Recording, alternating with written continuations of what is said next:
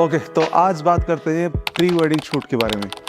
Pre wedding shoot एक मज़ेदार चीज़ है और करने में जितना मज़ा आता है कभी कभार लेने के देना भी पड़ जाते हैं।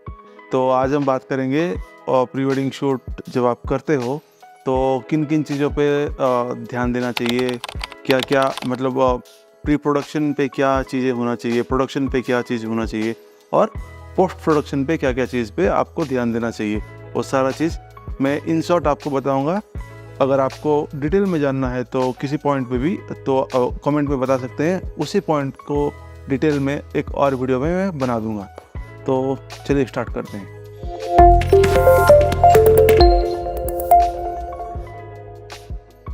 तो जो सबसे पहला काम है जो प्री प्रोडक्शन में आता है वो है क्लाइंट विजिट। जैसे आपको कोई भी रिक्वायरमेंट आता है प्री वेडिंग का या इंक्वायरी आता है, तो जब आपको क्लाइंट कॉल करते हैं तो फ़ोन पे ही सारा चीज़ डील मत कीजिए। कोशिश कीजिए कि उनको मीट करने की, मतलब फेस टू फेस एक मीटिंग रेडी करने के लिए कोशिश कीजिए।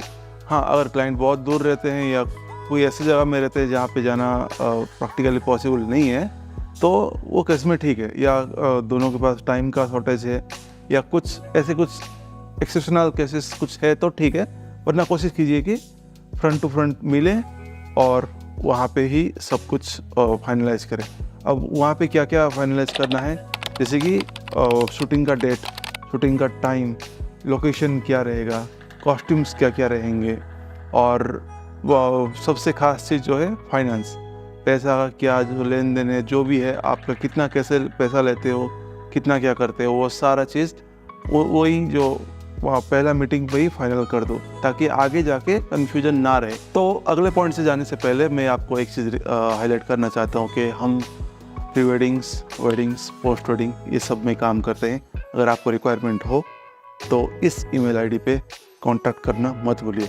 अब जो दूसरा चीज़ है वो सबसे इम्पोर्टेंट चीज़ है, कहाँ पे आप शूट करने वाले हो उस जगह का परमिशन चाहिए क्या, क्योंकि बहुत सारी जगह ऐसे होते हैं जहाँ पे शूटिंग का परमिशन नहीं होता है। तो आपको पहले से ही as a creator, as a film maker आपको डिसाइड करना है कि कहाँ पे शूट करना है, वहाँ पे परमिशन चाहिए क्या।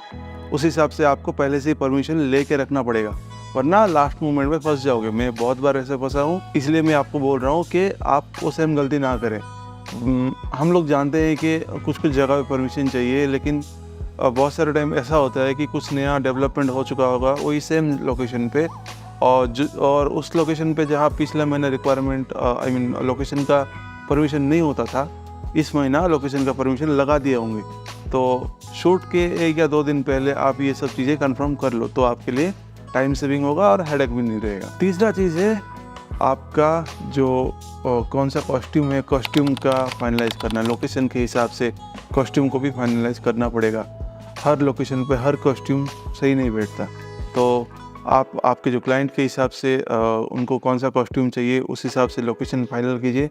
अगर कॉस्ट्यूम रेंट पे लेके आना पड़ेगा तो उसका क्या फीस होगा, उसका क्या जो भी चार्जेस होगा वो क्लाइंट के साथ आप बात कर लीजिए ताकि उनका और आपका दोनों के बीच में ट्रांजैक्शन पूरा क्लियर रहे। अब चौथा चीज़ है कि जो प्रोडक्शन डिटेल्स है उस पर ध्यान दीजिए। जैसे कि शूटिंग डे पे अब आप शूट कर रहे हो, आप डिपेंड है कि आप फ़ोटो शूट कर रहे हो या वीडियो।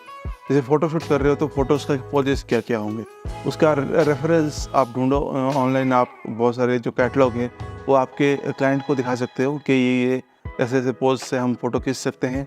अगर आप वीडियो बना रहे हो तो बहुत सारे वीडियो आप ऑनलाइन देख सकते हो और आप क्लाइंट को सजेस्ट कर सकते हो कि आप ये वीडियोस पे आप जा सकते हैं। अब इसके बाद आता है प्रोडक्शन डे, मतलब कि जिस दिन आपका शूट होगा, चाहे फोटोज हो चाहे वीडियोस हो।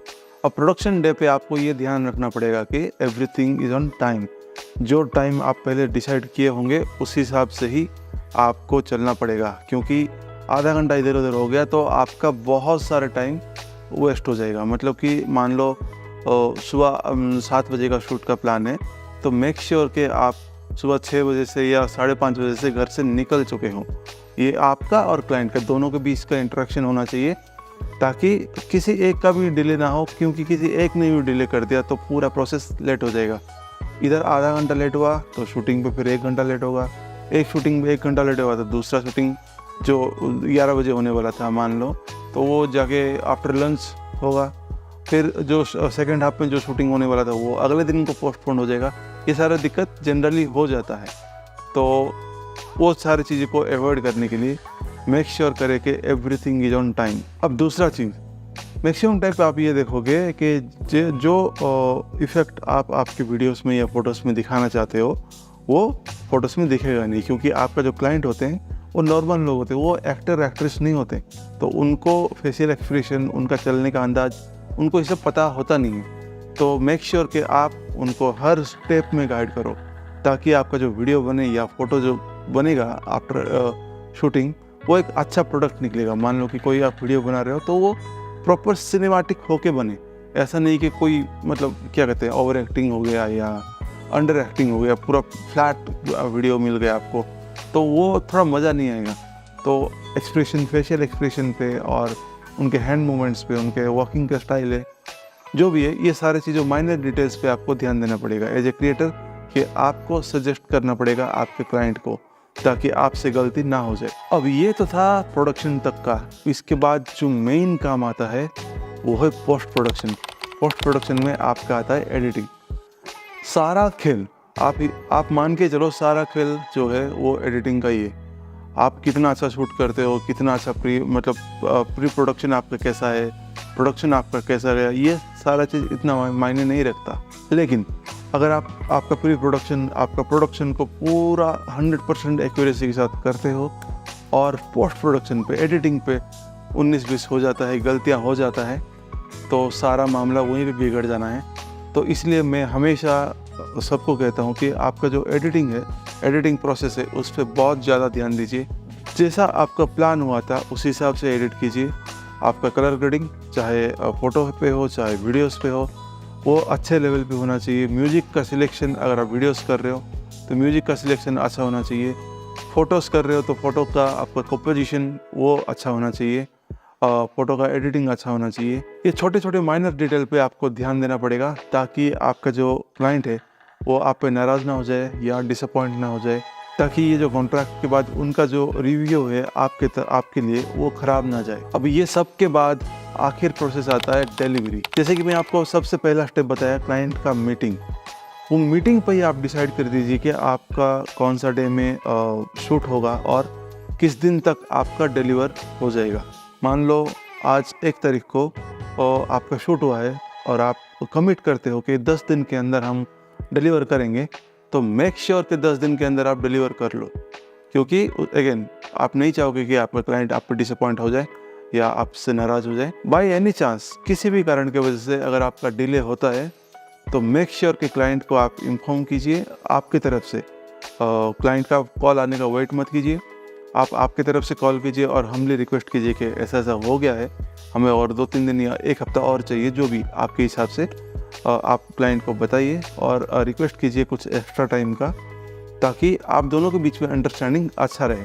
और इसके बाद जो सबसे मेन चीज़ है, आप जब आपका प्रोडक्ट जो चाहे फोटोस हो चाहे वीडियो हो, वो जब डिलीवर कर देते हैं ना, क्लाइंट का फीडबैक, मैं रिपीट कर रहा हूँ, क्लाइंट का फीडबैक लेना मत भूलिए।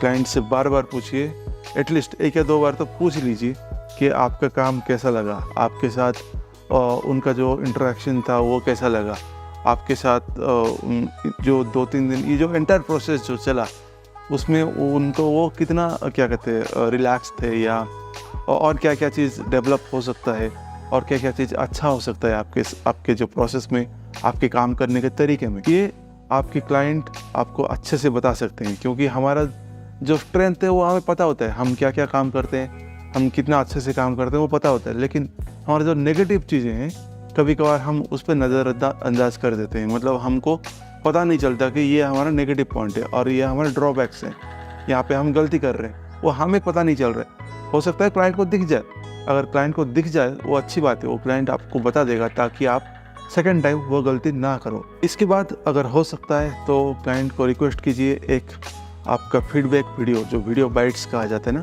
वो एक वीडियो बाइट्स देने के लिए, वो वीडियो बाइट्स अगर मिल गया that will be really well and good for you. वो आपके प्रमोशन पे काम आ सकता है बढ़िया तरीके से, वो आपको हेल्प करेगा आपके प्रोफाइल को बूस्ट करने के लिए। तो गाइस ये था कुछ पॉइंट्स जो प्री वेडिंग पे आपको ध्यान देना चाहिए। जैसे कि मैं पहले बताया, अगर आपको प्री वेडिंग शूट करना है, आपको पुणे मुंबई लोकेशन पे या बेंगलोर लोकेशन पे कहीं पे भी आपका अगर प्री वेडिंग का शूट का रिक्वायरमेंट है तो आप हमें इस ईमेल आईडी पे कांटेक्ट कर सकते हैं। तो बस इस वीडियो में इतना था, मिलते हैं नेक्स्ट वीडियो में। Till then bye bye, see you.